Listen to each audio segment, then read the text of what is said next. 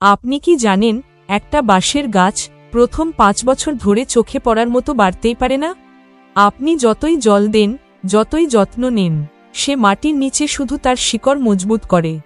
কিন্তু ঠিক 6 বছর পরে সেই গাছ মাত্র 6 সপ্তাহে 80 ফুট পর্যন্ত লম্বা হয়ে ওঠে। কিন্তু প্রশ্ন হল, সে কি 6 সপ্তাহে বড় হলো নাকি 6 বছরে? এই গল্প শুধু একটা গাছের নয়, এটা আমাদের জীবনেরও প্রতিচ্ছবি। আমরা চাই সবকিছু আজই হোক, কিন্তু বাস্তবতা হল ধৈর্য না থাকলে সাফল্য অসম্পূর্ণ। আজকের ভিডিওতে আমরা জানব ধৈর্য কিভাবে আমাদের জীবনের সেরা অস্ত্র হতে পারে। ভিডিওটি শেষ পর্যন্ত দেখুন, শেয়ার করুন আপনার বন্ধুদের সাথে এবং নিজের অভিজ্ঞতা কমেন্টে লিখতে ভুলবেন না। ধৈর্য, এই শব্দটা শুনলেই অনেকের মনে হয় এটা তো কষ্ট সহ্য করার নাম। কিন্তু ধৈর্য শুধু সহ্য করাই নয়, ধৈর্য মানে নিজের সময়টা বুঝে, নিজেকে তৈরি করে, নিজের স্বপ্নের জন্য একটানা পথ চলা। ছোটবেলায় আমরা হোঁচট খেয়ে পড়লেও উঠে দাঁড়াতাম, কান্না করতাম ঠিকই, কিন্তু আবার দৌড়াতাম। তখন আমরা জানতাম না ধৈর্য কি, কিন্তু সেটা মনের মধ্যে ছিল। বড় হতে হতে আমরা সেই মনের জোর হারিয়ে ফেলি, কারণ চারপাশের প্রতিযোগিতা, ব্যর্থতার ভয়, সমাজের চাপ আমাদের ধৈর্য হারিয়ে দেয়।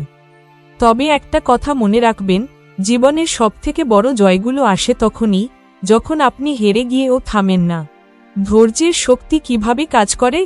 একজন ছাত্র পড়াশোনায় ব্যর্থ হলেও যদি প্রতিদিন একটু করে চেষ্টা করে, এক সময় সে বুঝবে সে আগের চেয়ে অনেক বেশি জানে।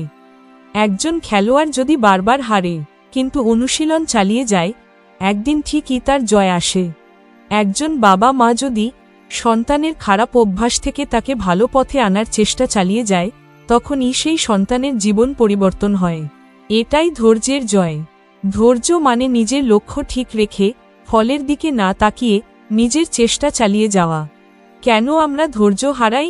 আমরা দ্রুত ফল চাই। সোশ্যাল মিডিয়ার যুগে আমরা ভাবি সবকিছু যেন ইনস্ট্যান্ট হওয়া উচিত। আজ শুরু করলাম, কাল ফল চাই। কিন্তু বাস্তবতা হলো সবকিছুতে সময় লাগে। একটি শিশু 9 মাস গর্ভে থাকার পর জন্মায়। তাহলে কেন আমরা নিজের স্বপ্নকে সময় দিতে পারি না? ধৈর্য হারিয়ে আমরা মাঝপথে থেমে যাই, আর তখনই আমরা আমাদের জীবনের সম্ভাবনাগুলোকেও শেষ করে ফেলি। ধৈর্য কিভাবে গড়ে তুলবেন? 1. নিজের লক্ষ্যকে পরিষ্কারভাবে বুঝুন। আপনি কি চান? ধৈর্য চান? সেটা পরিষ্কার হলে ধৈর্য রাখা সহজ হয়। 2. প্রতিদিন ছোট ছোট পদক্ষেপ নিন। আপনার যাত্রা যত দীর্ঘই হোক না কেন, প্রথম পদক্ষেপ না নিলে আপনি কখনো পৌঁছাতে পারবেন না। 3. নিজের আগের প্রোগ্রেস দেখুন। আপনি আজ যেখানে আছেন সেটা কালকের চেয়ে এক ধাপ সামনে, এটাই আত্মবিশ্বাস বাড়ায়। 4. আশেপাশে ইতিবাচক মানুষ রাখুন। যারা আপনাকে অনুপ্রাণিত করে, তাদের সংস্পর্শে থাকলে ধৈর্য রাখা সহজ হয়। 5. ব্যর্থতাকে শত্রু ভাববেন না। ব্যর্থতা হলো শেখার সবচেয়ে বড় মাধ্যম। ধৈর্য ধরলে আপনি ব্যর্থতা থেকেও জয় কুড়িয়ে নিতে পারবেন। ধৈর্যই জীবন বদলাতে পারে। কিছু সত্যিকারের উদাহরণ তোমরা হয়তো জানো না, থমাস এডিসন 1000 বার চেষ্টা করেছিলেন বাল্ব আবিষ্কার করতে। কেউ বললেন তিনি 1000 বার ব্যর্থ হয়েছেন, কিন্তু তিনি বলেছিলেন, আমি 1000টি উপায় জেনেছি যা কাজ করে না। এটিই ধৈর্যের দৃষ্টান্ত। ভারতের MS ধোনি, তার ক্যারিয়ার শুরু হয়েছিল টিকিট চেকার হিসেবে।